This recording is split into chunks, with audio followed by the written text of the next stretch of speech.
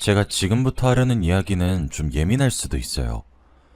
전 그동안 세상을 잘 알지 못했지만 저와 제 딸이 겪은 일련의 사건들로 인해 세상에 참 미친 사람들이 많구나 다시금 깨닫게 되었거든요. 그때 일을 떠올리면 아직도 주변 누군가 정체를 숨기고 사는 건 아닐까 싶어 무섭습니다. 저는 평균적인 가정에서 자란 남편과 결혼해서 딸 하나 낳고 평균적인 가정을 꾸린 여성입니다. 이렇다 할 특이사항도 없고 정말 평범 그 자체예요. 아, 그나마 딸이 조금 능력이 있어서 대학을 다니다 포부 있게 스타트업 회사를 하나 창업해서 꾸려나가고 있었네요. 딸은 어렸을 때부터 독립적이고 똑부러지는 아이였어요. 유순한 남편과 제 사이에서 어떻게 저런 애가 나왔나 싶을 정도였죠. 학교에 들어가기 전부터 혼자 알파벳을 외우질 않나, 안 시켜도 어려운 책을 척척 읽질 않나, 부모된 사람으로서 혹시 제 딸이 천재가 아니라 영재이진 않을까 생각한 적도 있습니다. 그런 딸은 학교에 들어가서 빛을 발했습니다. 시험만 쳤다 하면 늘 만점에 반장 같은 것도 도맡아 하고 전형적인 모범생이었어요. 담임 선생님이나 같은 반 아이 엄마가 전화 와서는 미나 엄마 부럽다고 할 때마다 기가 살더군요. 자식한테 목숨 거는 건 요새야 TV에서 안 좋다고 말하지만 저도 어쩔 수 없는 대한민국 엄마였으니까요. 자식이 잘하면 잘할수록 제 어깨에 힘이 들어갔어요.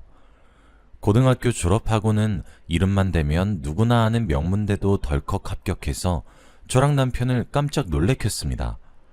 딸은 자기가 어느 학교 넣을 거라고 미리 언질도 제대로 안 해줬거든요. 입시 때문에 스트레스를 받아서 그랬는지 몰라도 저희 딸은 제가 잘하고 있나 싶어 조금 캐묻거나 하면 신경질을 내면서 자기가 다 알아서 하니까 간섭하지 말라고 하는 스타일이었어요. 처음에는 뭐든 혼자 하려는 딸의 태도에 상처도 많이 받았습니다.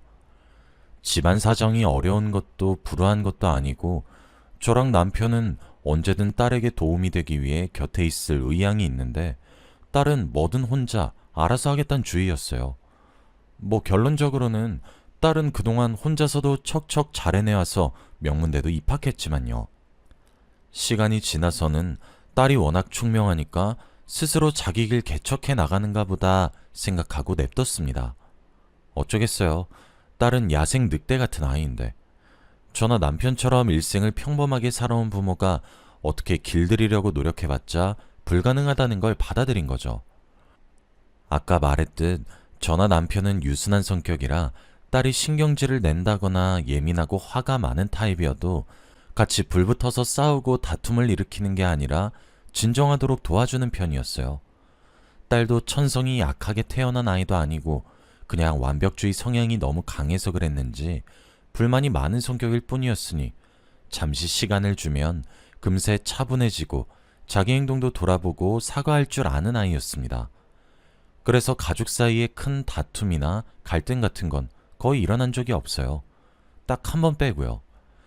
딸이 서울에서 대학을 잘 다니다가 갑자기 연락도 없이 본가로 내려왔더라고요. 갑자기 무슨 일인가 싶어 반기긴 했지만 아직 방학도 안 한 걸로 아는데 어떻게 내려왔냐, 수업은 어쨌냐 물으니 다짜고짜 자퇴서를 넣고 왔대요. 거실에 앉아서 신문을 보던 남편도 달려와서는 이게 무슨 소리냐고 반문했죠. 나 자퇴했다고요. 왜? 왜? 그 좋은 대학을 왜 때려쳐? 다른 사람은 들어가고 싶어도 못 들어가는 곳인데 대체 왜? 대학에서 공부하는 거 말고 따로 하고 싶은 게 있어요. 돈이 좀 들어갈 것 같아서 엄마랑 아빠가 좀 도와줬으면 해서 본가 온 거예요. 딸은 뭐가 그렇게 큰 문제냐는 듯한 표정으로 담담하게 말하더군요. 지금 생각해도 참 저희 딸다운 태도였어요. 주변에서 아무리 좋은 대학 해도 자기가 원하는 게 아니면 시간 낭비라고 생각한 거겠죠. 그래도 저와 남편의 의견은 딸과는 달랐습니다. 모든 부모가 그렇지 않나요? 자식이 하고 싶다는 일이면 뭐든 지원해주고 싶지만 그래도 어느 정도는 남들만큼 평범한 길을 걸었으면 하는 거요. 아이가 요리사가 되고 싶다고 말해도 그럼 당장 대학 때려치고 요리부터 배우자 라고 말할 부모 거의 없잖아요. 저도 남편도 그런 입장이에요. 딸이 뭘 하던 응원하고 지지할 생각이지만 그래도 사람 앞일이라는 게 어떻게 될지 모르니 문제없이 먹고 살려면 대학 정도는 나와야 하잖아요. 그냥 대학도 아니고 남들은 몇 번이나 재수해서라도 들어가고 싶어 하는 곳인데 거길 이렇게 미련 없이 그만두다니요. 남편도 이렇게 막무가내인 딸은 두고 볼 수 없었는지 한마디 하더군요. 너 그거 누구 돈으로 다닌 학교야? 내 돈 아니야? 그런데 부모님이랑 상의 한마디 없이 학교를 그만둬? 너 이게 지금 정상적인 사람의 행동이야? 남편이 말하다 보니 너무 흥분한 것 같아 분위기를 진정시키기 위해 잠시 딸은 자기 방에 들어가 있으라고 한 뒤 제가 딸의 방에 들어가서 얘기를 나눴습니다. 아빠는 너가 자퇴한 것 때문에 저렇게 화내시는 건 아니야. 목적이 뚜렷하거나 의미를 못 찾으면 자퇴를 할 순 있지. 그런데 자퇴서 넣기 전에 엄마 아빠한테 상의 한번 해줄 수 있었잖아. 그러라고 있는 엄마 아빠인데 아빠도 그렇고 엄마도 그것 때문에 너한테 많이 실망한 거야. 차분히 타이르니 딸도 자기가 경솔했다고 인정한 뒤 남편에게 가서 사과를 하더군요. 남편도 막상 생긴 대로 화를 내긴 했지만 내심 딸이 놀랬을까 걱정했는지 금방 받아주었습니다. 그제서야 딸은 자기 포부를 밝히더군요. IT 기술을 기반으로 한 새로운 사업을 하나 하고 싶은데 아무래도 그쪽 분야가 블루오션이라면서 각광받는 중이다 보니 무엇보다 빨리 창업해서 선점하는 게 유리하대요. 그래서 대학을 졸업할 때까지 기다릴 수 없었고 자퇴를 해서 창업 자본을 지원받으려고 절 찾아온 거더라고요. 평생 공무원으로 나라에서 나오는 월급 따박따박 받아오던 남편이었습니다. 고위공무원은 아니다 보니 많진 않았지만 그래도 주변에서 사업병 걸려 이 사업 저 사업 만지다가 파산하고 주식 함부로 건드렸다가 빚쟁이한테 쫓기고 이런 경우를 많이 들어와서 나름대로 재물에 크게 관심 없는 남편에게 만족했습니다. 그런데 딸이 이렇게 어린 나이에 사업 욕심이 있었는 줄은 몰랐습니다. 무엇보다 20 초중반밖에 안 된 아이가 무슨 사업을 할 수 있을까 걱정도 됐죠. 딸은 저희가 이렇게 나올 걸 예상했는지 자기가 직접 짠 사업 계획서 서류 뭉치를 건네고 나서서 브리핑까지 하더라고요. 자기가 왜 꼭 지금 이 창업을 해야 하는지에 대해서요. 무슨 상황인가 싶어 어안이 벙벙했지만 이것도 저희 딸다운 발상이었어요. 저희를 설득시키려고 만반의 준비를 다 해왔더군요. 결국 저나 남편도 두 손 두 발 다 들고 딸의 요구를 들어줄 수밖에 없었습니다.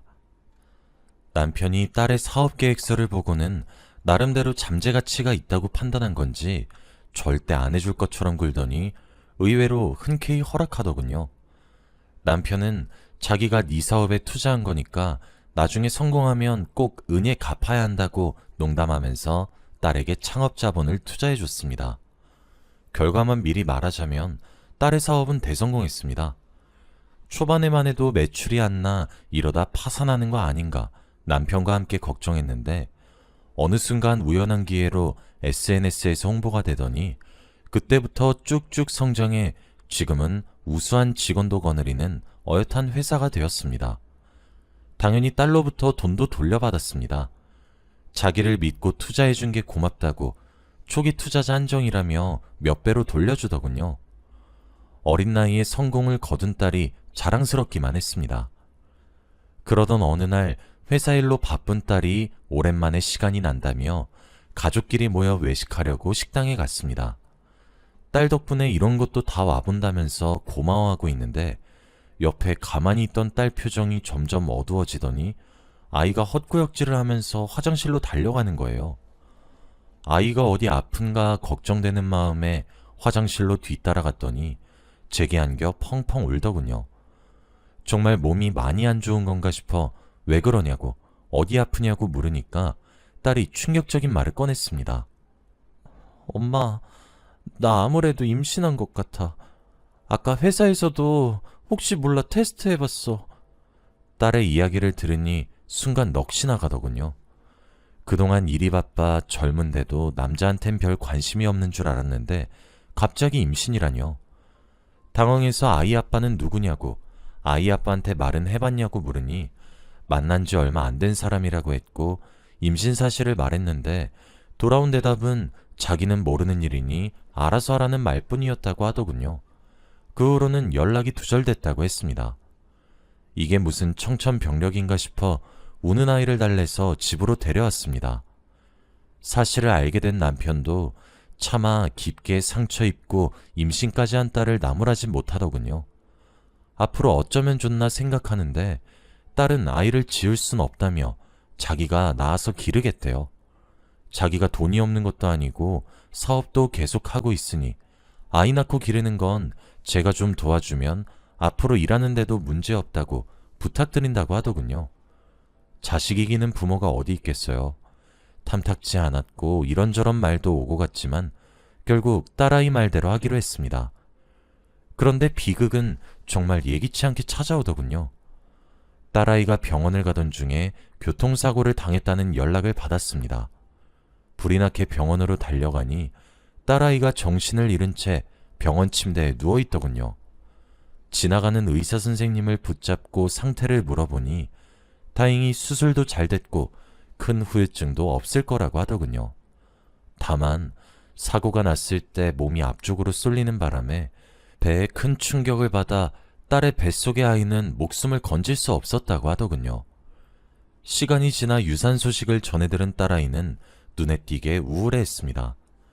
미혼모로 아이를 임신한 것도 쉽지 않은 일이었을 텐데 그 아이를 잃기까지 했으니 오죽할까요?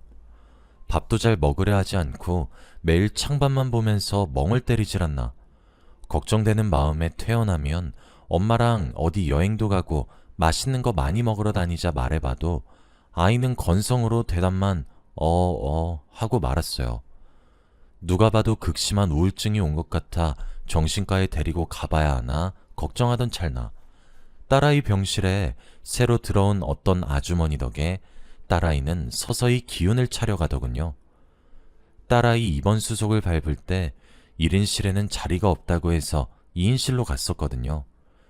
늘 딸아이를 간병한다고 그 아주머니를 저도 자주 뵀었는데 사람 참 선하고 좋은 분이다 생각했어요. 먹을 거 있으면 꼭 저희 딸아이 챙겨주고 제가 잠시 일이 있어 어디 다녀오느라 병원에 늦게 도착한 날에는 저 대신 아이의 상태도 체크하고 제게 알려주시기까지 해서 감사의 표시로 저도 이런저런 보답을 해드렸어요.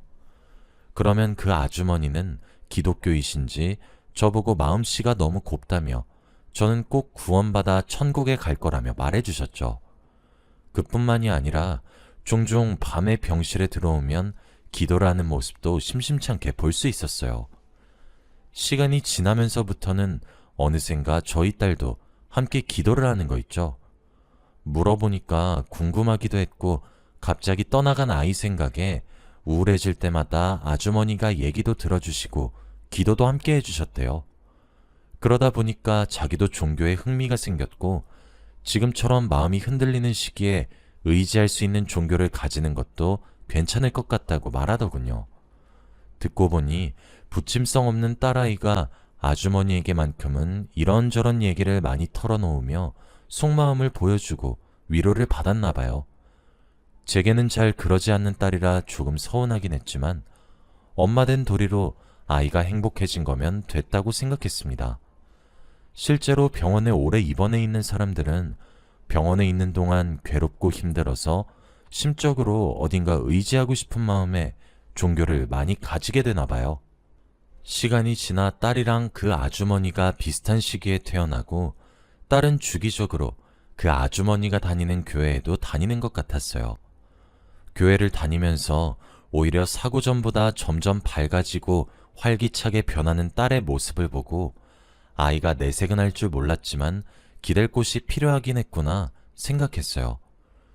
저나 남편은 무교긴 해도 종교에 대해 크게 거부감을 가지는 타입이 아니라 이미 성인인 딸이 자기 알아서 교회를 다니는 걸 터치할 마음이 없었어요. 그런데 시간이 지나면서 뭔가 이상한 낌새를 눈치채게 되었습니다. 제가 알기로 교회는 수요일이나 일요일을 예배일이라고 알고 있거든요. 주변에 교회 다니는 친구가 있어서 이런 건 조금 알고 있습니다. 그런데 딸은 매일같이 교회에 나갔어요. 매일 교회를 간답시고 회사 일도 직원들에게만 떠넘기니 사업도 잘 안 돌아가다 보니 하루는 제가 왜 이렇게 교회를 자주 가냐고 물으니 매일매일 가야 성실성은 인정받아서 구원받을 수 있대요. 그때까지만 해도 그런가 싶어 따로 말은 더 안 했지만 갈수록 눈에 띄는 이상한 점이 한두 가지가 아니더군요. 계절이 바뀌어서 딸아이 옷장 정리를 해주려고 옷장을 여니 새카만 옷 한두 개 빼고는 아무것도 없는 겁니다. 그 많던 옷들이 다 어디 갔냐 물으니 돈이 부족해서 다 팔았대요. 사업하는 사람이니 재정 상태가 왔다 갔다 할 수는 있다지만 아무리 그래도 가진 옷들을 팔 정도로 돈이 쪼들릴 일은 잘 없잖아요. 게다가 전에 딸아이가 회사 일에 바빠 밥을 제대로 못 챙겨 먹고 다니길래 도시락을 싸서 몇 번 찾아갔을 때 딸네 회사 직원 하나랑 엘리베이터를 같이 타고 올라가는데 그 직원이 전화에 대고 하는 말이 그래, 우리 회사 재정 완전 위기야. 사장님이 회사 돈 있는 대로 다 끌어가셔서 지금 겨우 돌아가고 있는 꼬라지야. 다음 달에 어떻게 될지 모르겠다. 나 퇴사해야 될지도 몰라. 하는 겁니다. 아마 그 직원은 제가 자기 사장의 엄마인 걸 모르고 그냥 친구한테 전화로 하는 말 같았는데 얘기를 들어보니 딸아이가 회사 자금에까지 손을 뗄 정도로 큰돈을 끌어 모았다고 하더군요. 아무래도 딸이 새로 다니는 그 교회랑 연관이 있는 것 같아 교회 다니는 친구를 불러 대충 사정을 설명한 뒤 딸이 교회 간다고 하고 나갈 때 딸아이 미행을 해보기로 했습니다. 딸아이는 차로 한참을 달려 인적 드문 건물에 도착하더군요. 그리고 차 트렁크에서 커다란 캐리어를 꺼내서 열어보더니 됐다는 듯 고개를 끄덕이고 건물로 향하더군요. 멀리서 훔쳐본 그 가방 안의 내용물은 전부 지폐였습니다. 말도 안 되는 액수의 큰돈이 전부 담겨있던 거였죠. 대체 무슨 일이 일어나는지 감도 하나 휴대폰 카메라를 켜 동영상 촬영 기능을 실행시킨 뒤 딸이 들어간 건물에 귀를 대고 몰래 엿들었습니다. 딸이 어떤 여자랑 대화를 나누는 것 같았어요. 돈은 준비되셨습니까? 네, 가방 안에 들어있어요. 정말로 이걸로 저도 죽은 제 아이도 천국에 갈 수 있는 거 맞나요? 네, 앞으로도 지령은 문자로 계속 전해드릴 테니 매달 지령에 적힌 액수를 헌납하시면 신도님도 그분 곁으로 가실 수 있을 겁니다. 몰래 엿들은 대화 내용은 정말 충격적이었습니다. 그 순간 딸과 대화 중인 여자의 목소리가 딸이 입원한 병실에 함께 있던 그 아주머니 목소리라는 걸 눈치챌 수 있었어요. 제 옆에서 함께 듣던 친구도 표정이 심각해지더니 이거 위험한 것 같다고, 얼른 딸을 빼내와야 할 것 같다고 경찰에 신고하겠다고 했죠. 안에서 무슨 일이 생길지 몰라 경찰을 기다리다가 결국 저는 참지 못하고 교회 문을 박차고 들어갔습니다. 그런데 딸아이 몸이 묶여가지곤 건물 바닥에 버려져 있는 겁니다. 너무 놀라 주위를 살펴보니 딸아이가 들고 왔던 캐리어를 훔쳐 뒤로 달아나려는 그 아주머니의 모습이 보였어요. 제 친구가 달려가 아주머니를 붙잡고 있는 동안 딸아이를 묶은 끈을 풀고 그 사이에 경찰이 도착해 그 아주머니를 체포했습니다. 경찰이 들이닥치고 밝혀진 그 건물과 아주머니의 정체는 다름 아닌 사이비였습니다. 병원이나 장례식장을 어슬렁거리다가 마음이 약해져 있는 사람을 타겟으로 삼아 사이비에 발들이게끔 꼬신대요. 저희 딸도 아이를 잃고 마음이 약해진 사이를 노리고 아주머니가 접근한 것 같더군요. 경찰은 그 사이비 신도가 가지고 튀려는 돈가방을 저희에게 무사히 전해주고는 딸 핸드폰을 통해 말도 안 되는 여러 지령을 증거품으로 수집해 갔습니다. 내용만 봐서는 명백한 대규모 사기죄라고 말씀하시더군요. 게다가 저희 딸아이를 속여 돈을 갈취한 뒤 묶어둔 채 폐건물 바닥에 유기한 것도 중죄로 처벌받을 거라고 하셨습니다.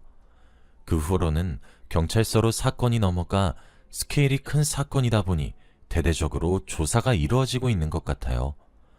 딸아이는 그 후로 자기가 믿은 게 다 가짜였다는 사실에 또 슬퍼했지만 또 하나의 충격요법으로 작용한 건지 세상이 너무 무서우니 정신 똑바로 차리지 않으면 위험하다면서 다시 열심히 살려고 노력하더군요.